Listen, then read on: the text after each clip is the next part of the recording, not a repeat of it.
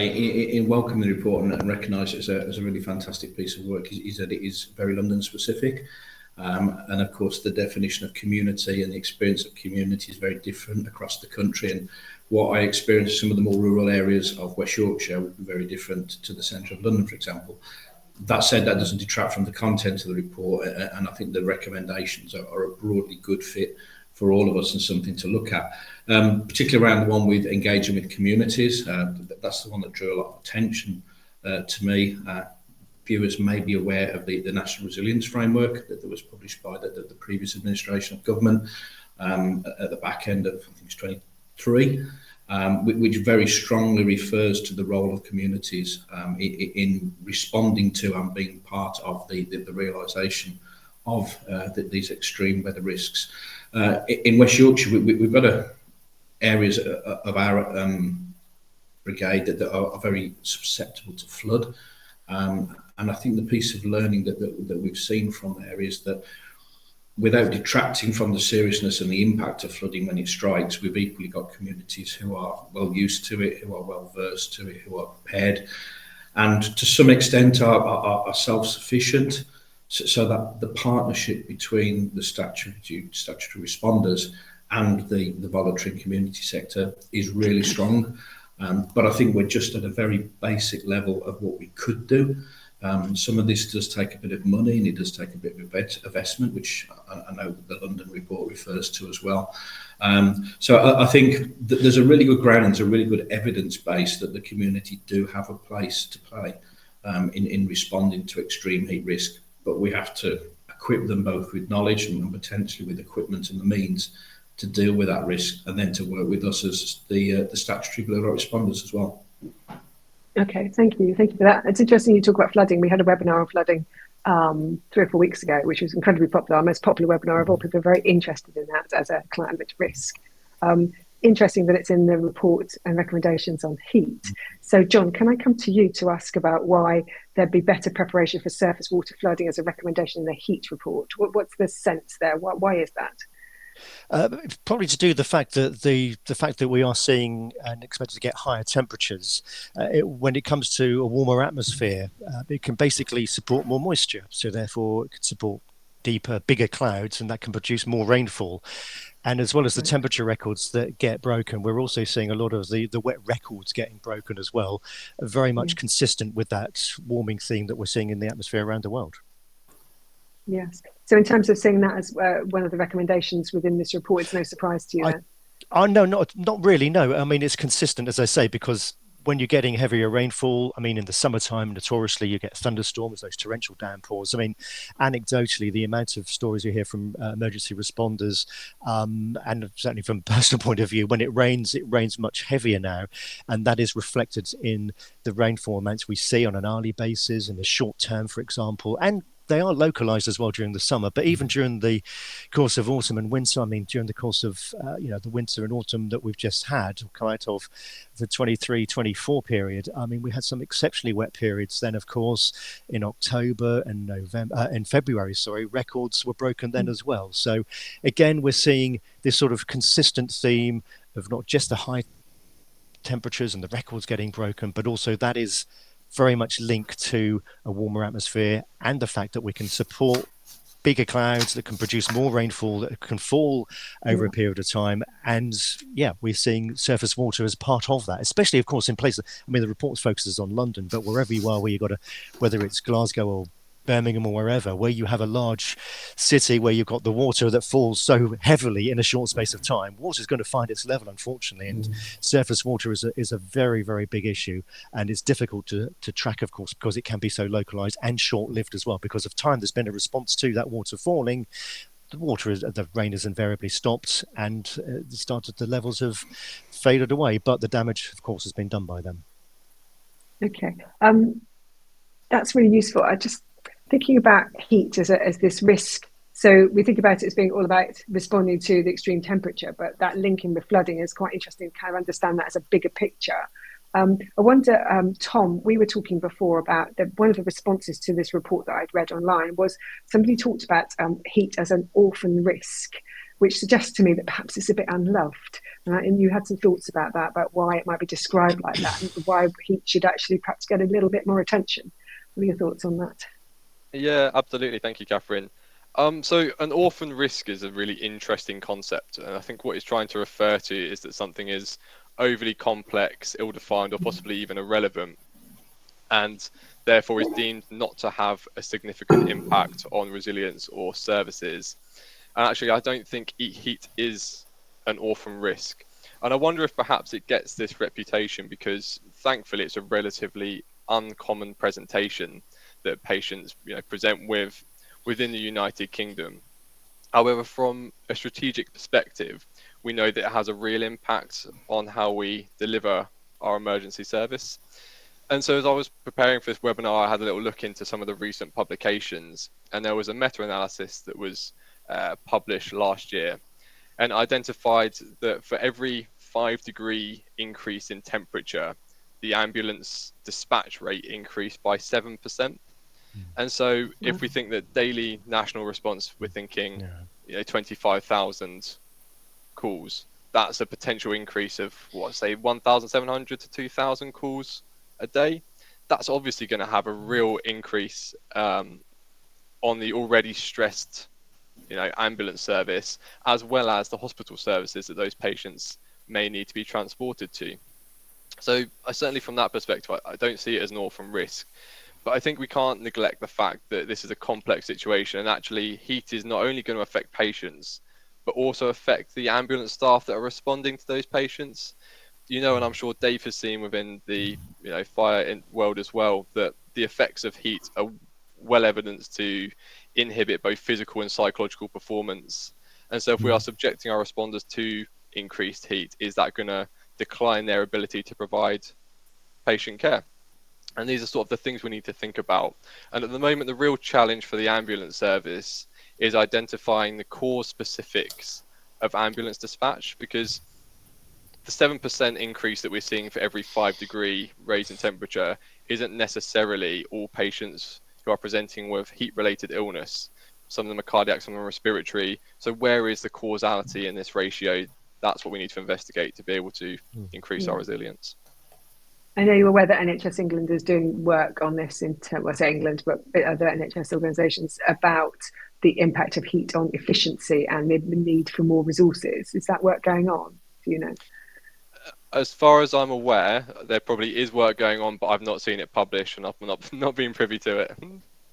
Fair enough. Okay, maybe. Well, hopefully it is going on, because it sounds like it needs to be. I just want to come back to you, John, before we move on to our next topic, which was you mentioned in our briefing before we started the webinar about the state of UK climate report and how that was being published today. And you had some thoughts on that in terms of, we've talked about London and that report, but actually this one's even more recent. So did you want to add anything to what we've been saying on that one? Well, really, just to sort of emphasise the consistency, to be honest with you. I mean, it is as you say, it's the state of the UK climate. It's been published in the Royal Meteorological Society in their International Journal of Climatology. As you say, it's only been issued this morning, and really the themes and trends are very much, again, that consistent word. We're seeing more in the way of the higher temperatures. So over recent decades, for example, I mean, when we talk about a very hot day being around about 30 Celsius, I mean, over recent decades, that appears to have trebled the likelihood of seeing those kind of temperatures being attained over just over within the last sort of, as I say, 30, 40, 50 years or so. So quite a steep upturn in seeing those higher temperatures. And again, very much in line with what you would expect to see happening with a warmer atmosphere. Yeah. Okay, useful. Okay, that's good. That report, maybe people could find that themselves online. We'll put a link to it in the notes afterwards. So, Dave, you mentioned the National Resilience Framework earlier, and I wanted for us to talk about the National Risk Register and where heat sits in amongst all of the other 86, 89 risks that we see in that. Heat is showing as a likelihood of 3 and an impact of 4. So I wondered whether you thought that felt like it was in the right space relative to other risks that you're dealing with within your local resilience forum, for example, in West Yorkshire, or whether it's not quite in the right place. What are your thoughts? I I think instinctively my thoughts are that at the moment, given our current understanding, it is in probably about the right price. So, I mean, I focus more on the impact measurement than the likelihood statement. I mean, the science of measuring likelihood is quite a specific thing, isn't it? I know I'm going to trust the professionals based on the sort of work that John and his team do to get that likelihood figure about right. I think if you look at the impacts, 4 is significant. The inference there that it realised this risk will have a significant impact on the community.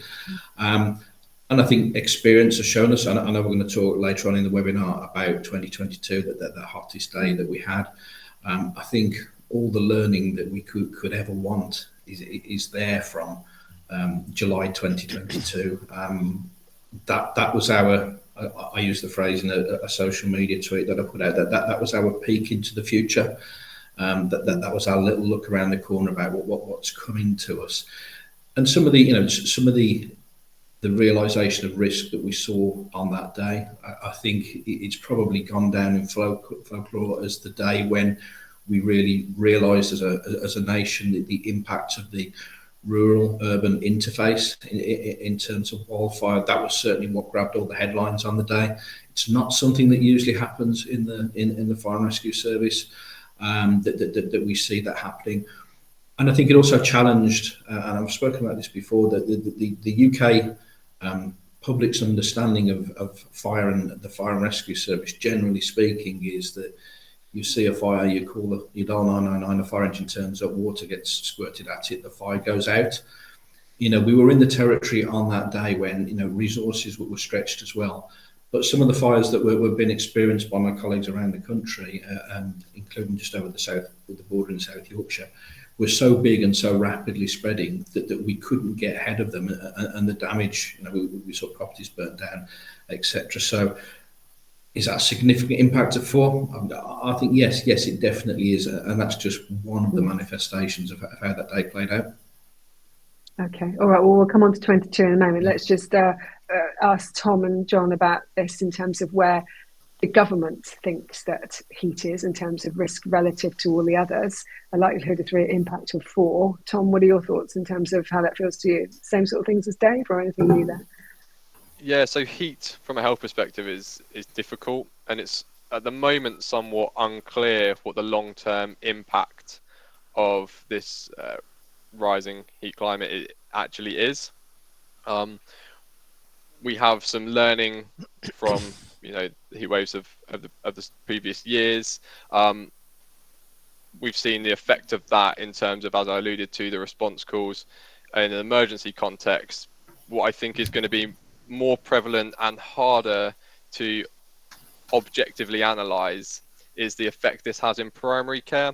So the increased risks of sunburn and the subsequent effect that has on the increased risks of cancer.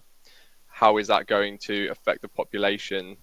And does the education that currently exists, the health promotion for being sun safe, does that go far enough to minimize the risk at the moment? It's really hard to say, but something that, again, more work needs to be done on. Yes, it's interesting to talk about that. I think I've spent time in Australia in my past, and the refrain is continually putting on your sun cream, staying out of the sun, using a hat, and it's just like the norm. And I think in this country, not the same, because it's just not there all the time. So I think education is certainly something we could do to improve things. So John, in terms of the risk register, I don't know, how involved does the Met Office get in the development of the risk register? Are you right in the heart of that in terms of your role? Yeah, very much so. Yeah, I mean, certainly the risk is for the high temperatures, for heat waves, is one of 4 that the Met Office leads on.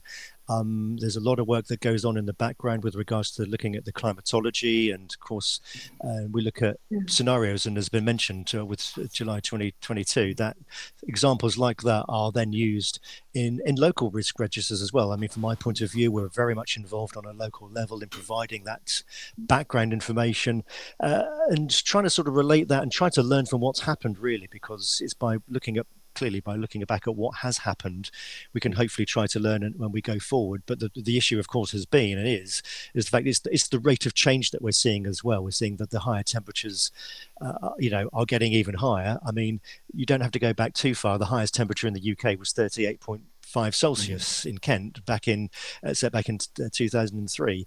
But since then, we've bolted on almost 2 whole degrees Celsius to that, to 40.3 Celsius.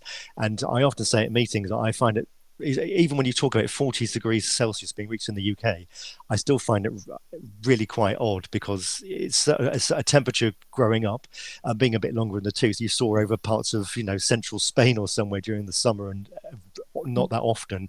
And you refer to that and think, goodness me, that must be pretty hot. But to actually achieve that now in our own country is quite something, and a sign of how things have changed. Yes, it's interesting. When we spoke before, you see every time you say 40 degrees, you say it such an incredulous way. It's just that you just can't quite believe you're saying it. Well, seriously, 40 Celsius. It wasn't just one place. It was many parts, several places. There were and that particular day, we'll talk more, but there were 56 long-term weather records. They got smashed on that particular day. So the headline figure is 40.3, but you're looking at dozens and dozens of records tumbling big time all at once as well. So that is the steep change that we're looking at. Yeah, it's interesting you talked about 2003. I remember 2003 summer. I remember being very, very hot, and that's 20 years ago. So has it taken us 20 years to get to it being 40? So that's 2 degrees increase. That's a linear thing, is it? We just keep going up. Is that your?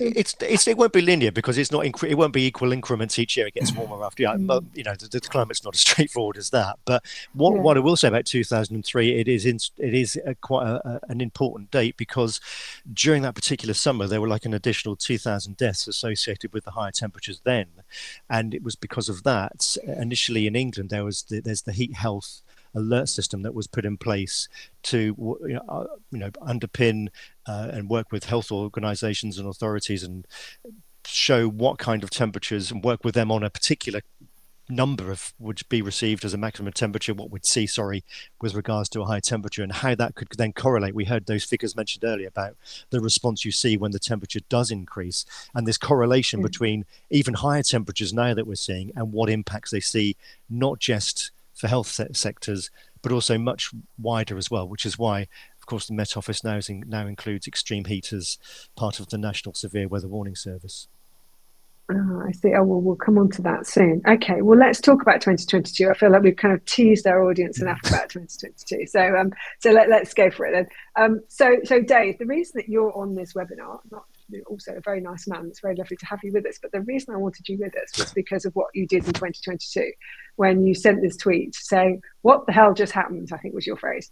And you then did a series of kind of things, and then you got picked up by national media. It was all over the place. It's like, Dave Walton became a media star.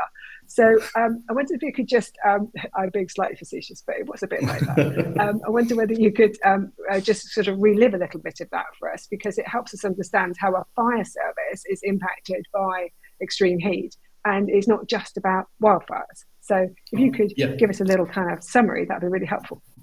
Absolutely. I'll make this as concise as I can, having done it a few times now. The tweet that you referred to, actually, and a bit of insider knowledge here, came right at the end of that day, the 19th of July 2022, when it had all calmed down a little bit. It was 11 o'clock at night or something. I was sat in a cold bath. If you cast your mind back to how we all felt, and I just need to unload my head, and I wrote this tweet, pretty much went to bed and woke up next morning, and the tweet count was just ticking over like you've never seen. Ultimately, it ended up with 5 million views, 330,000 interactions. It went nuts. Wow. And ended up in loads of media coverage everywhere, as you've alluded to. But I guess why did I post it? It was because of the genuinely and totally unprecedented nature of that day and what I experienced. On the day, I was the Gold Commander for West Yorkshire Fire and Rescue Service.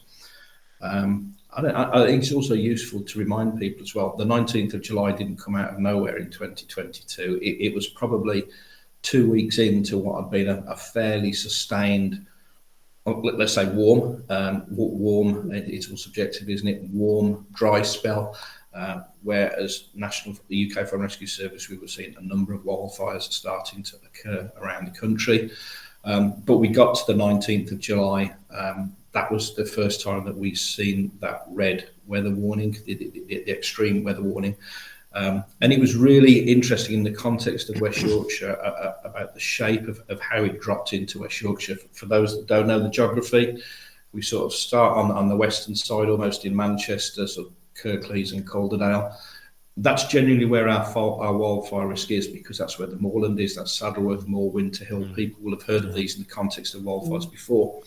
But the actual red weather warning dropped on Wakefield, which is pretty much the eastern side of our service, and sort of straying off towards the east coast and the Yorkshire Wolds, etc. And the red weather warning was right there.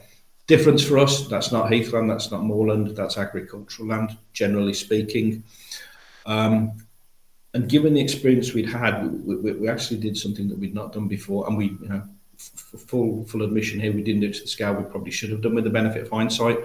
We proactively moved fire engines into that area because we expected something to happen. And lo and behold, it did. And we got to the point through the afternoon, to really cut a long story short, where demand was starting to outstrip supply in terms of fire engines. Regular conversations were going on with our crews that were out on the ground about, can you go on to another incident? Can you leave that one and go to this one?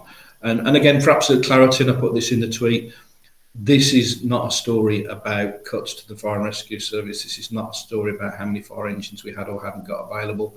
We're a metropolitan service. We're well resourced. We could have had another 20, 30, 40 fire engines on that day, and we still could have kept sending them to incidents. So it's about the changing nature of the risk. But during the afternoon, I guess sort of 2, 3, 4 o'clock, something like that, was when it really reached its peak. If you remember, that's when London was on Sky News. That's when the wildfires that were breaking the rural-urban interface were being shown live across the nation.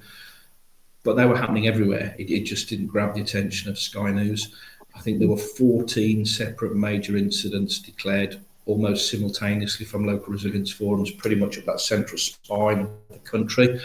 And one of the things you would always do as a Gold Commander in my position is you phone your neighbours and you ask for help. I think the really first time I've experienced this in over a 30-year career, it was pretty much phoning our neighbours and saying, you're on your own, because guess what? We've got no fire engines out there. We were all pretty much stretched out to the maximum. You then get into the situation where fire controllers who take the 999 calls have a system whereby if one is overloaded, the calls move to somewhere else. Guess what? They were all overloaded, and the calls, I'm not going to say haphazardly, were going to all parts of the country and then trying to get back to the service that needed to respond to it. So I think that day was the day that the game changed. It's when, I use the phrase as well, that the unprecedented became precedented. When does it next happen? I guess we don't know, albeit it's all the more likely that was our warning sign. And that's where fire and rescue services were absolutely challenged. We took loads of learning from it, and I know we'll talk about that later on as well. Yeah. But on the day, I think every firefighter across the UK that was on duty on that day experienced climate change in its full, hottest effect. Yes, thank you for sharing that. That's a very evocative way you've described that. So you guys are all kind of dealing with the impacts for the fire service, and find that mutual aid is no longer in place because everybody else is suffering the same, which is not usually the way that you would model this, I think. So I wonder, Tom, in terms of ambulance services, the impacts on delivering paramedics to the scene perhaps with the fire service we've just heard of, what's the impacts there? Is it the same sort of thing about just overwhelming demand, not enough resource, control rooms overwhelmed? Does that story resonate with you from an ambulance point of view? So it's difficult to say, to be quite honest, because in that year when I was working clinically, I wasn't working in a control position. I was working on the ambulance themselves. Certainly we rely on an interoperability model where we work with other agencies, including fire and rescue, quite closely. And it will certainly affect our ability to deliver patient care, to get access to work in hazardous areas, if we don't have that backup and support available. And as Dave has kind of alluded to and mentioned there, it simply wasn't available at that time. So I imagine that there was cases where, delivering excellent patient care was challenging. Absolutely. I think sort of from my experience of 2022, kind of to give some broad context to how we deal with heat illness, it's useful to classify it a little bit. So we classify it as mild to severe, mild being heat stress, then heat exhaustion up to heat stroke. And typically the factors that cause that are internal and external. So internal being things like exercise, things that increase metabolic demand, external being the sun. And the real places where we found that people were suffering from heat stroke or heat related illness was when we combined the two. So marathons, festivals, sporting events, we had an unprecedented amount of patients with heat related illnesses that we simply weren't anticipating because we didn't expect it to be as hot as it was, and we combined both internal and external contributing factors. Oh, that's really interesting. So I did see a sad story in the news recently of a man who was working in the outside a construction site, and it was 40-degree heat, and he died. I mean, just his body just kind of stopped working. Sorry, not to be very technical about that, but just in terms of that environment affecting his body's ability to work.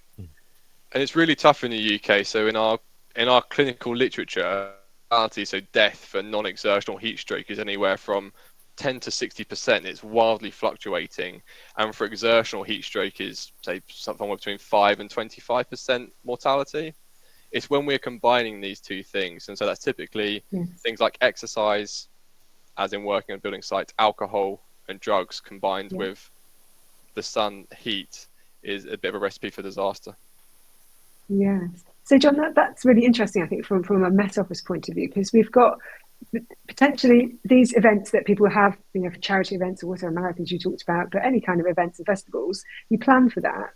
You think all these people are going to come, and then the weather just changes, but people still go ahead and do them. So just in terms of that warning side of it, and being able to prepare people, the emergency services and all of us really, how does it work with the Met Office? How do you kind of predict and know that it's going to get to that so that everybody can prepare? What's the process of doing that for the Met Office? Well, the main vehicle for getting the warnings out, of course, is through the National Severe Weather Warning Service, and it's evolved since it was set up back in 1988. It's evolved now. It's an impact-based service. So though we're talking about absolute numbers, which are clearly very important, it's those impacts, ultimately the risk of those, what drives the warning themselves. Now, since 2021, and it didn't take long before the first one was issued, since that's 2021 period, extreme heat was added to the suite of elements that the Met Office warns for. And the reason for that is because it's not just covering the whole of the UK, but it's also covering not just the health implications, but also the impacts on infrastructure, what we could see perhaps happening to utilities and so on, and the effect on resources generally across the board, not exclusively those affected to the health, for example. But in answer to your question, I suppose the main vehicle, like I say, is to get the warning out there. When it comes to extreme heat, Met Office warnings are issued for the extreme heat, whether they're either amber or red. As I say, this was the case of the first red warning back in July 2022. And they can be issued, and were indeed issued, days ahead. So they sort of flag up the areas of the country that are most likely to see a greater risk of seeing potential impacts. And it's interesting here about Yorkshire being affected as well, because I think this is the thing that we have to bear in mind is, this is not just a south of England thing. It affected many parts of southern, eastern, and into central and certainly northern England and beyond as well with regards to the higher temperatures. Because although the other areas of the UK did see not as high temperatures, they can still have an impact. It is what that actually means on the ground. It is not the actual, just because they are not getting the very highest figures, there still can be the realization of disruption elsewhere. So the main reason for the main sort of channel for doing that is the National Severe Weather Warning Service. But in addition to that, of course, now we've got the communication channels all around us. We've got social media, so Met Office will be issuing information on not just on its YouTube channel, but also on things like X and on Facebook as well. All those social media channels, information pushed out there on the website as well, of course, and through media outlets, whether it's newspapers, TV and radio as well. So very much as the UK's weather service provider, we're very much looked upon and have to be seen to make sure that we're on top of things, which we are. And certainly with the heat back in 2022, those warnings were issued to sort of flag up the areas where we could see potential risks. And it's interesting hearing those anecdotes there from 2022, because it really did, it really was a period of extreme temperatures, and clearly something that we hadn't seen before in this country.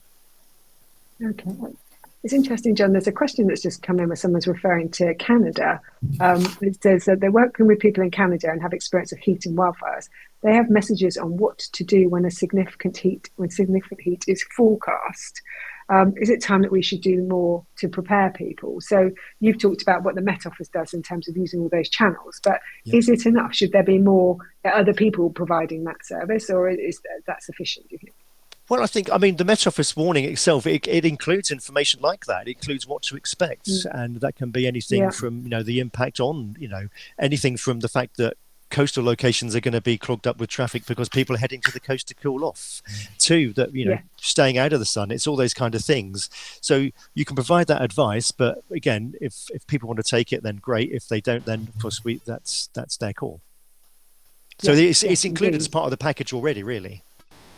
Yes. Okay. All right. And another question here, which I think probably might come to Dave for, which is, shouldn't we start a conversation to influence working on lifestyle behaviours to manage the future climate conditions? So how do we sort of change the way in which people operate and behave in their general life when thinking about preparing and adapting, I suppose, for climate change?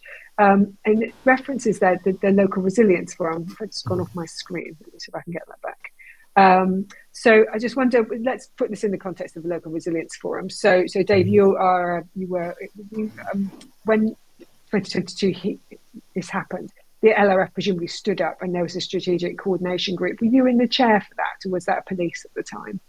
Absolutely, no. It was us at the time, and I guess that the whole sort of my response to the question in general is that what we're actually looking for here, and yes, there is absolutely a role for local services like mine to play on the day. There is absolutely a role for local resilience forums to play on the day. I think what we're looking at here, and this is the difficulty when we look at how frequently this might happen, is a societal change in our view of exactly what we're talking about here. We're not just talking about it's a nice day to have a barbecue or to sit out in the garden. We are talking about something at a fundamentally different level that sits outside the norms of what we in the UK can tolerate, what we're prepared to. I know there are questions there about how we design buildings, how we design our infrastructure. And I think it's painful to see, you don't need me to tell you, we're not set up for some of this, are we? But long-term planning, which I think is the secret to how we respond to this, we need to start at every level of society, from government down, to plan for this sort of event. Yes. So we see that the new government has got these pillars, and one of them is about, dealing with consequences of climate change, looking at sustainability and putting a lot of, in fact, I saw this just today, they've announced the new chief executive of the Great British Energy Company, which has got that kind of sense of renewables and all the other things that will help us become a more green economy. You mentioned about buildings, so that's about sort of adaptation, the adaptation of our environments, but as services, ambulance and police, fire, are you commenting on proposals for building plans in your areas to be able to influence it and put those thoughts in? I mean, how does that work when someone's deciding to build in your environment? Well, I don't know, Tom, will you get involved, but certainly Dave probably knows. Yeah, I mean, go back to the fundamental position at the moment. If you look at the UK planning framework, it doesn't particularly consider issues such as mitigation of climate change and the effects of climate change on a building. It's almost in the territory of good building practice or an architect designing in for you. So the scope to comment and my requirement is incredibly slim at the moment, because the UK planning regulation and that system isn't set up to acknowledge this particularly. I don't say it doesn't acknowledge it, but it's not as strongly as I guess other planning environments in countries which are more used to dealing with this are. Okay. So thinking about learning, what we've learned from, and part of that question, I think it's from Steve Vincent, talking about the built environment, is that, how can we learn from where we've been before to improve what we do in the future, which is obviously what the business we're all in. in terms of thinking about 2022 and difference in practice, I'm wondering, Tom, in terms of you lecture, don't you? You teach, is it paramedic students you're teaching up in Cumbria? Is that right? I'm based in Cambridge, in the east of England, but yes, I do lecture paramedic students as well as kind of a whole breadth of ambulance clinical staff. Yeah. So when you're doing that teaching, do you find that you're adapting it quite quickly to learn? Because this is only 2 years ago, so it's not going to have gone into like a curriculum change or however it works with these things. But in terms of being able to respond and take any learning and put it into your teaching, is that done in such a short period of time? Well, actually, it has entered our curriculum now, and for our Right. kind of ambulance technician staff, we teach environmental factors, how the environment can cause illness, and what our treatment and management opportunities for that are. And thankfully, heat stress and heat exhaustion are somewhat self-limiting diseases, assuming that you aren't of extreme of age or otherwise unwell. But for those people who have heat stroke, so a symptomatic patient with a core body temperature over 40 degrees, we know that actually we need to bring aggressive cooling to that patient. And so this is something that we're kind of pushing now more in our teaching, that we've taken good learning from the military as well as international countries. These patients need to be immersed in cool water. They need to be cooled down. And the challenge for the ambulance service at the moment is, how do we deliver that intervention if that patient is in a rural or remote pre-hospital environment where we can't easily get an ice tank to them? There's packages available at the moment, but they're not, as far as I'm aware, being widely utilised in the ambulance service. It makes me think of water bowsers that they use for wildfires. Dave, maybe we should, is that something, if you talk to the ambulance service about things like that in terms of your ability to access water, their ability to deal with patients, is that a conversation? Or? It's not a conversation I've actively been part of, but equally, I think it's a real good example of where services can work together. I know there's a thing you very often see on social media in New York on a hot day there. The fire and rescue service will go and open one of the hydrants. They have a special cap that they put on the hydrant so people can cool under the hydrant. Whether the water companies would thank us for that, I don't know. But I think it's that kind of adaptation, which is, I referred earlier to a societal change in how we approach hot weather. I know Amanda's put as one of the questions as well about going around the home and making sure there are no fire risks lurking, compost heaps, etc. If you look to Canada and the States, there's some really good examples of that. They have a community day when the weather's getting into the right sort of place, that you go around and you clear the approach to your house of dead leaves, you clear your gutter, etc. All the things that are combustible. Yes. Everybody, yes, all at the same time, clears it. Yeah. Absolutely. And that's societal that we look at, yeah. Yes, absolutely. So John, thinking about learning from 2022, you mentioned to us just now about 21, you put heat into the severe weather warning service. In terms of 2022, when that actually happened, did you make any other changes? And did you learn anything else that you can share with us in terms of the way that you changed things from that office? To be honest with you, mostly from our partners, like we've been hearing, because the severe weather warning service is very much, as I said earlier, it's been an evolving process. Now, thankfully, extreme heat had been included in it already at this stage, and there were warnings out for these kind of high temperatures. So it's an ongoing issue, really, and not an issue, but it's clearly something that's going to keep evolving. And I think as we go forward to learn from it is to expect it to happen again, essentially, certainly clearly in the coming years or decades.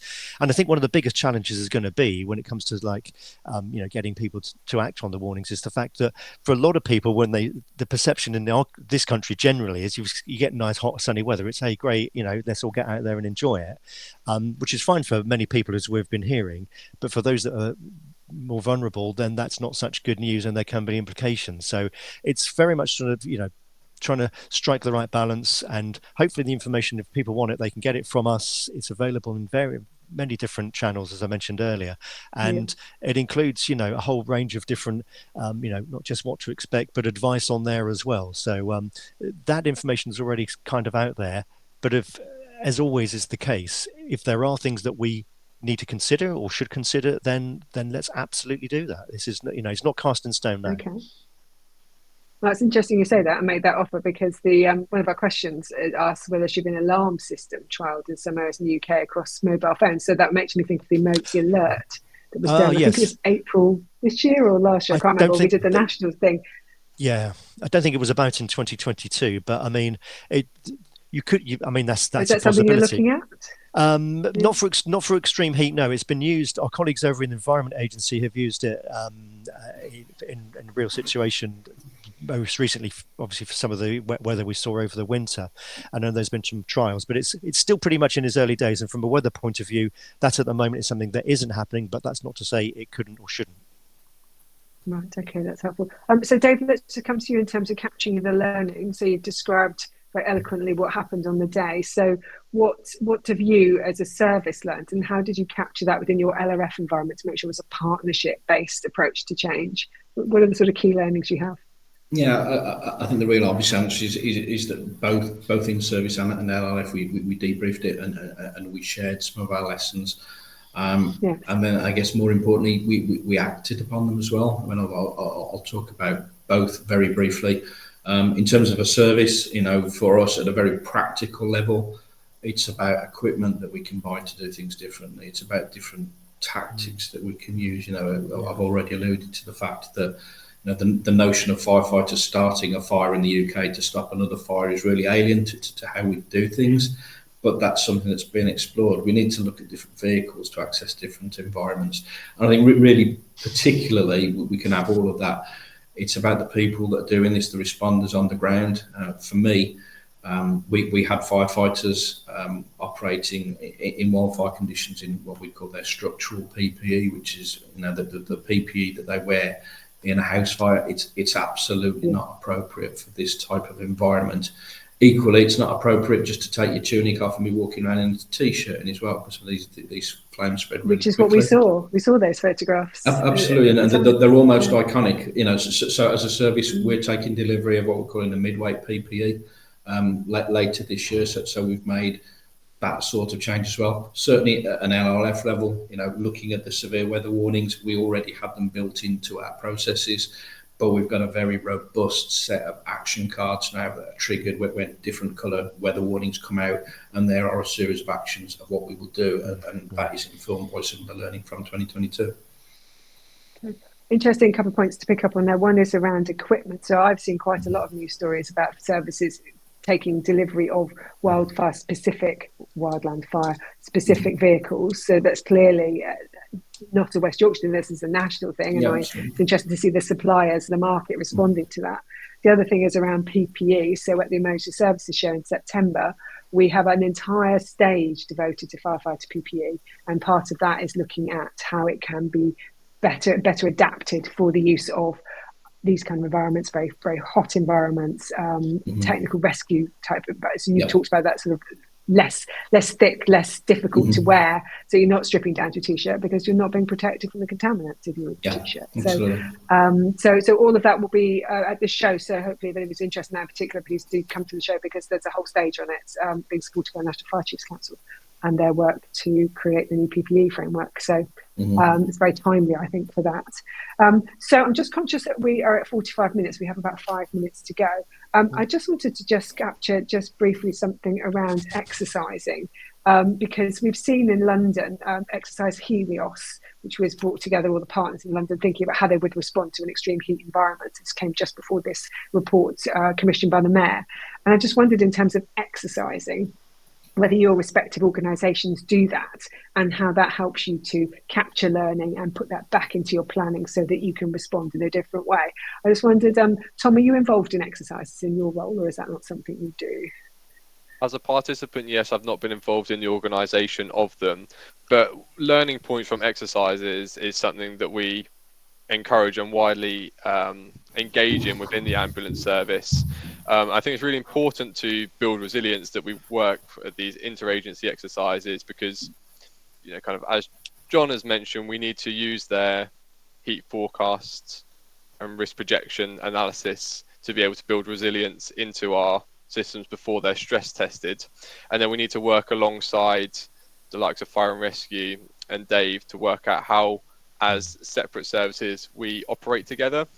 I think what's important about these exercises, though, is that we work as an interagency, but we don't become interagency dependent. And so at these exercises, we're able to, say, take out fire and rescue and then see how the ambulance service would perform. Because, you know, as Dave mentioned, if we're stressed, they're stressed, and we can't rely on one another to be able to deliver our service. So this is a good way to practice it. Excellent. Dave, does that sound familiar? Do you do that as well? Do you kind of forget that the ambulance service is there and do your exercising? Yeah, absolutely. I'll take this right down to a micro level in West Yorkshire. We did a recent day earlier this year where we involved all the partners who we'd expect to see in this context on a moorland fire. Because, you know, what happens in a moorland fire typically is fire and rescue service put fire out and then it's smouldering for a while. But the people who have an interest in the moorland, you know, be that a shooting estate, be that be sort of game landowners, be that a National Trust, be that Natural England, be that the RSPB, we had all of those people together, and there's various groups that are already set up around many of the wildfire areas anyway. And it's trying to integrate those into our approach, not to put them into the high hazard environment, but to allow them to work with us and to support our expertise as well. And also, there's real genuine interest from a lot of community groups that want to be involved in this. I go right back to my earlier point about community resilience. It's not just community resilience in terms of the impact on the community, that they want to come and support us because we're dealing with areas of outstanding natural beauty that they want to protect. And it's for us, at the NRF and the Fire and Rescue Service, to find a place where they can very safely sort of fit into that framework. Yeah, which takes us nicely back to what you were saying earlier about the London report, which is engaging with communities being the key thing for you, and you've clearly shown that there as well. So thank you for that. So we will be moving on to closing, but I just wanted to invite John in terms of thinking about the Net Office now being an official Cat 2 responder, which you and the Coal Authority joined the gang in the last 12 months. Has that made any difference in terms of how you're working within these sort of resilience environments, or is it just business as usual for you? Honestly, it's pretty much the same, because we're already involved right across the UK as part of the resilience teams, basically, as an organisation of specialist information, I think it was. But it's the change of label. But it's the formalisation, which is the big thing. But it's pretty much as you were, really. Okay.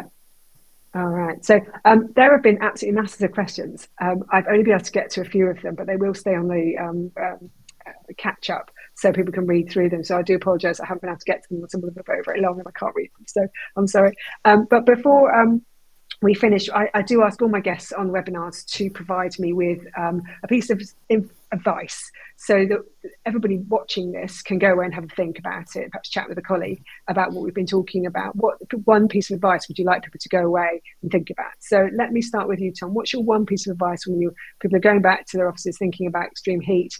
What would you want them to be thinking about to make improvements in their own organisation, their response?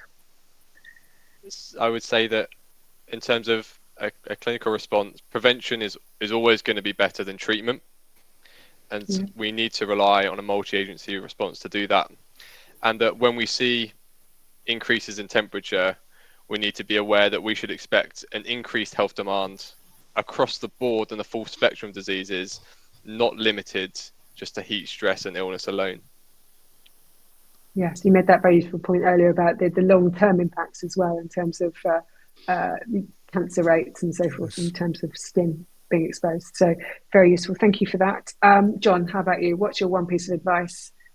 Well, climate change has been talked about for many, many decades, and we're now in the mid-2020s, so we're tucking into a part of the century now where we expect to see changes happening.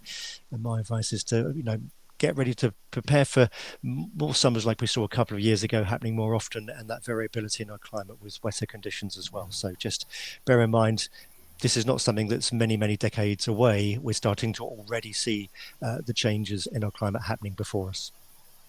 Yeah, okay, thank you. And Dave, finally for you, what's your advice? I think I'd just extend John's point, I guess, to some extent. It's plan. I'll put it in inverted commas, any excuse you may previously have had that you didn't think it would happen here, that disappeared on July the 19th, 2022. I think strategically we can all plan by buying things, training things, changing procedures, etc. But I think really importantly for us, when you get into those last 2 days, when it's too late to buy something or to train differently, plan for what's going to happen to your service over the next couple of days. When John and his team issue that extreme red weather warning, be ready for it. Don't treat it as a surprise when it comes. Okay. So you've all given me 3 Ps there, which is, I do like a bit of alliteration. So we've got prevention, preparation, and planning. So great advice from you all. Thank you very much for that. I think it's been a really interesting discussion that we could take a tweet from 2022, Dave, and turn it into a great discussion, although we did actually talk about this at the Emergency Services Show that year. But it feels like a long time ago now, and it's nice to share it with lots more people. So thank you for coming again. And it's been great having you, Tom and John, joining us as well, getting those different perspectives. 2022 will go down in history as being a really big sort of change, sort of a catalyst.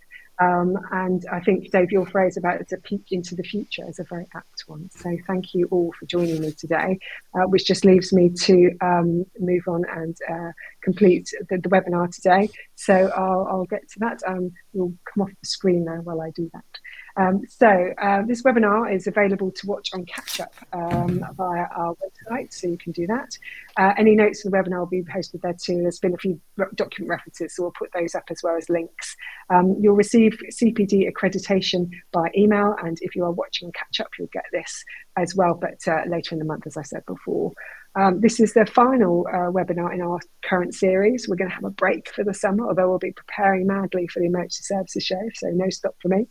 The show is on the 18th and 19th of September at the NEC in Birmingham, so do be sure to register. And I think you'll find at the bottom, just underneath me, is a link to register and do that. So do join us, where we will be talking about all very similar topics to this across our 4 stages. In the meantime, you can visit our website, which is emergencyservicestimes.com, and be sure to sign up for our daily and our weekly digest so you can keep up to date with all the news, because there's so much going on. Just leaves me to say thank you for watching.